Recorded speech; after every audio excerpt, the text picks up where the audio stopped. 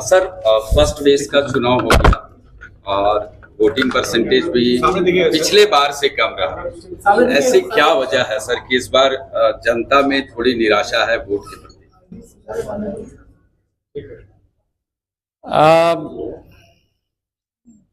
प्रथम चरण का जो मतदान हुआ है वो मतदान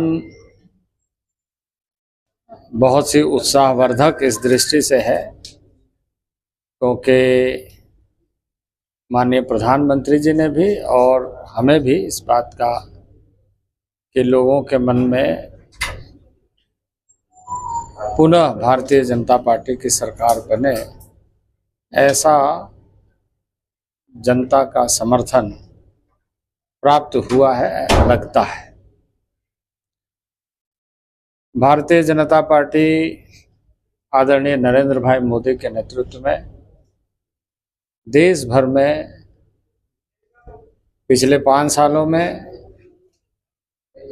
वैसे तो 2014 से 2024 के बीच में यदि देखा जाए तो ऐतिहासिक कार्यों को करते हुए धरातल पर उतारने का प्रयत्न किया है और पिछले 5 सालों में यदि देखा जाए तो ऐतिहासिक निर्णय और ऐतिहासिक पृष्ठभूमि को जीवंत रूप में भारत में प्रस्तुत किया है और उसका दुनिया ने सराहा भी है और दुनिया इस बात को मानने भी लगा है कि भारत अब वास्तविक रूप से दुनिया के सामने अपने सशक्त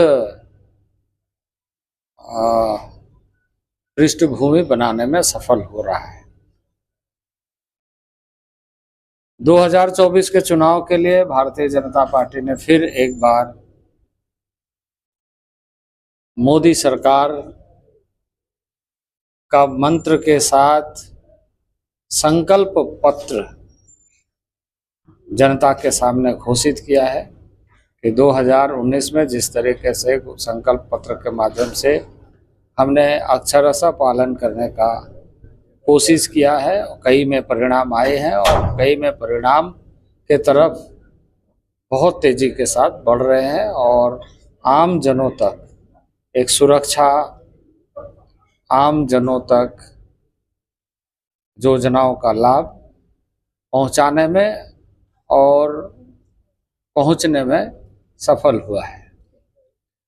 तो 2024 में भी उसी तरीके से संकल्प पत्र के माध्यम से माननीय प्रधानमंत्री और राष्ट्रीय अध्यक्ष जी ने देश के सामने संकल्पित होकर आगामी 5 वर्षों तक गरीब के घर से लेकर आम आदमी के घर से लेकर देश के सामान्य नागरिकों और देश के समस्त नागरिकों तक पहुंचाने का संकल्प लिया है।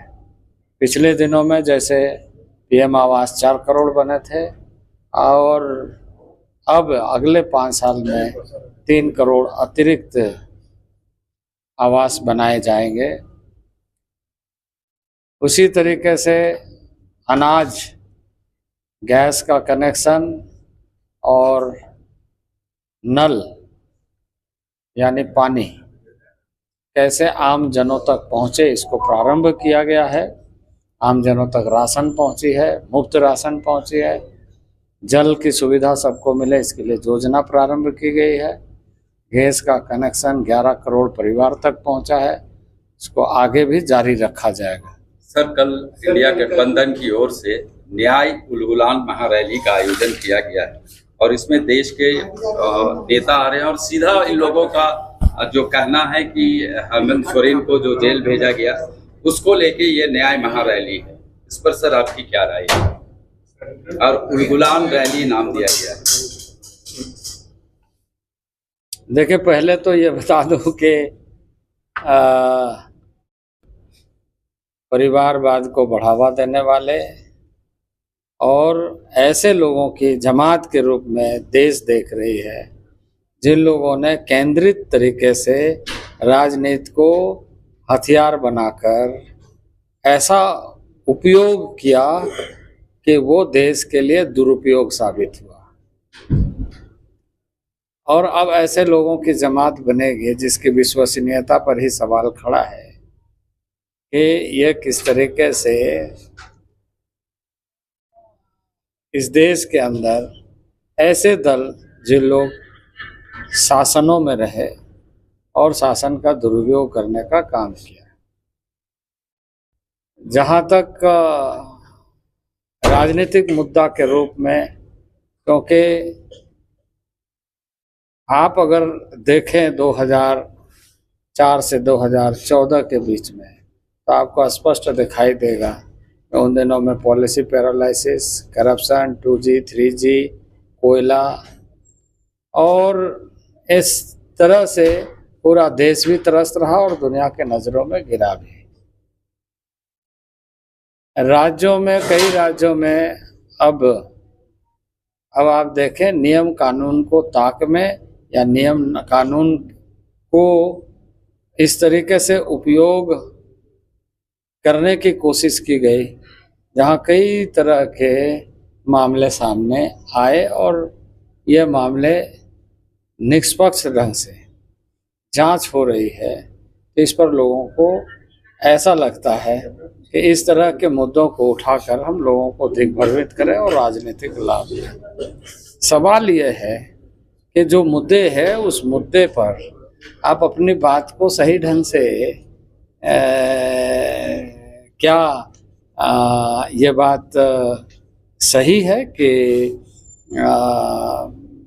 यदि आपको इस तरह की कोई भी बात लगती है तो आप ऐसे जगह पर अपनी बात को रखिए जो राजनीति से हट के, जो न्याय के दृष्टि से देखे। तो वहाँ रखने के बजाय आप हथियार के रूप में इसे इस्तेमाल क्यों कर रहे हैं?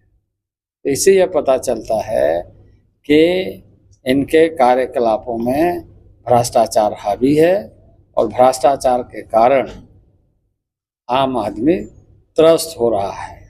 अब यदि हम इस राज्य में कुछ इस तरह के विषयों को देखें तो आज कई परियोजना के लिए, कई गांव के योजना के लिए लोगों को बालू तक उपलब्ध नहीं हो रहा है और बालू का संकट हर गांव में। एक प्रधानमंत्री आवास भी, PM आवास भी बना रहा है तो उनको नहीं मिल रहा है। एक तरफ गांव वाले यदि थोड़ा सा बालू लेकर के, क्योंकि ये माइनर मिनरल है, गांव वाले का राइट है, यदि गांव वाले अपने तरीके से उसको कर रहे हैं तो उसको तो आप केस कर रहे हैं, थाने वाले पकड़ रहे हैं, उसके साथ उसके ट्रैक्टर जब्त किए जा रहे हैं और दूसरे तरफ भर भर के माफिया के माध्यम से आप बालू को एक तरीके से आप माफिया को बढ़ावा दे रहे हैं। तो ऐसी चीज़ें राज्य के सामने हैं और ये सारे मुद्दे पर जब कोई जवाब नहीं है तो ऐसे विषयों को उभार करके सिंपैथी लेने की कोशिश या ऐसे राजनीतिक लाभ लेने की कोशिश कर रहे हैं। सर इस बार खुट्टी से सर फिर से आप एक बार कितना चुनौतीपूर्ण होगा इस बार आपके लिए? खुट्टी फिर से एक बार खुट्टी से चुनाव लड़ रहा है, कितना चुनौतीपूर्ण? जनता जीतेगी। सर क्या भ्रष्टाचार के मुद्दे पे NDA क्या एक्सपेक्ट करती है झारखंड? भ्रष्टाचार के मुद्दे पर तो जीरो टॉलरेंस की नीति के साथ काम करते हैं।